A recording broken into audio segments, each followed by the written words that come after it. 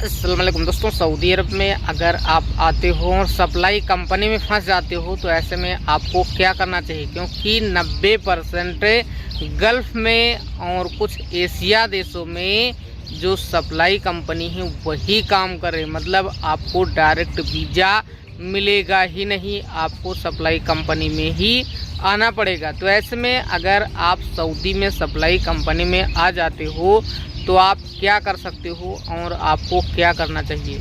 दोस्तों, पहली बात सबसे ज़रूरी और इम्पोर्टेंट, ज़्यादातर लोग सऊदी अरब में जब सप्लाई कंपनी में आ जाते हैं तो उनको ना ही सही सैलरी दी जाती है और ना ही उनको सही काम दिया जाता है।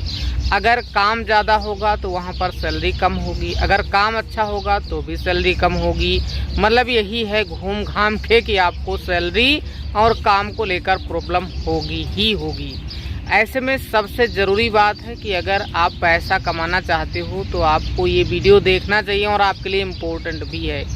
दोस्तों, पहली गलती आपको नहीं करना है। अगर आप कहीं भी किसी भी जगह सप्लाई कंपनी में आ चुके हो तो ऐसे में एक बात का आपको खास याद रखना है जो सबसे ज़रूरी है। इसमें है क्या, आपको क्या याद रखना है कि जब भी आप सप्लाई कंपनी में आएँ, क्योंकि जब भी आपका वीज़ा लग जाता है तो आपको आना ही पड़ेगा।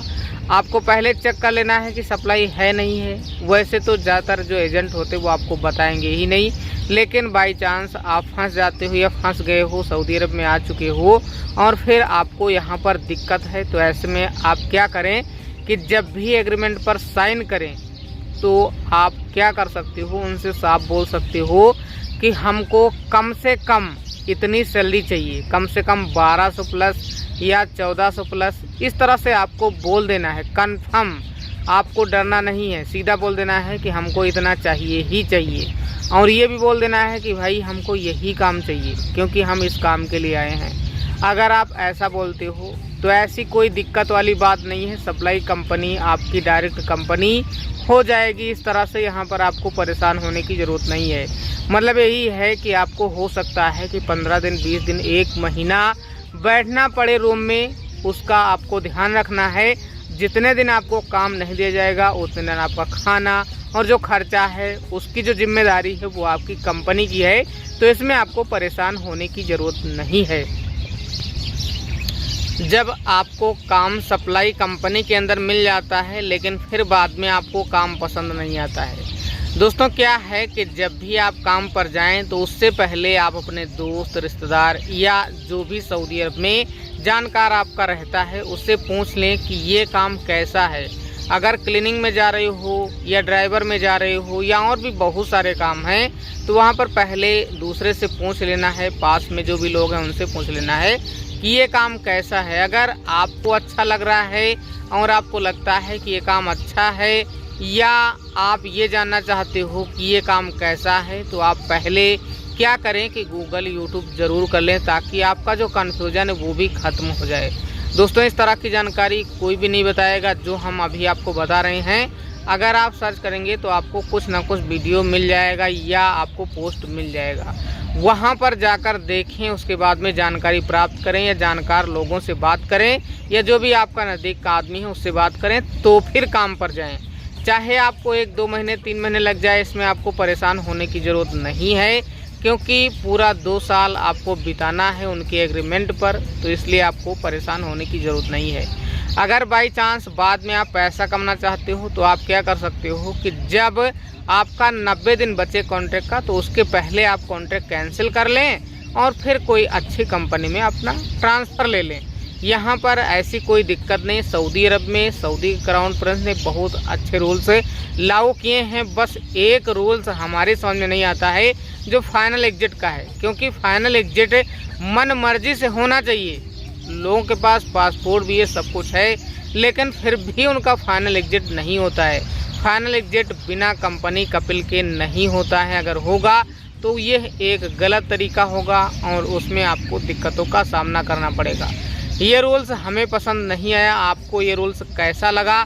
आपको क्या लगता है कि फाइनल एग्जिट का सिस्टम खत्म होना चाहिए या रहना चाहिए? आपको एक बार कमेंट करना चाहिए और ज़्यादा से ज़्यादा लोगों तक इस वीडियो को शेयर करना चाहिए, ताकि जब ज़्यादा लोगों को पता चलेगा और जो एम्बेसी है, जो भी यहाँ की हुकूमत है, उनको पता चलेगा दोस्तों वीडियो काफ़ी लोग देखते हैं, ऐसा नहीं है कि आप ही देखते हो, बहुत सारे लोग देखते हैं। जब उनको पता चलेगा तो इसमें कुछ ना कुछ बदलाव होगा अगर इस तरह के लोग वीडियो सर्च करेंगे, क्योंकि जो साइबर क्राइम है और जो गवर्नमेंट के लोग हैं वो ट्रांसफ़र और ट्रांसलेट करके सर्च करते रहते हैं।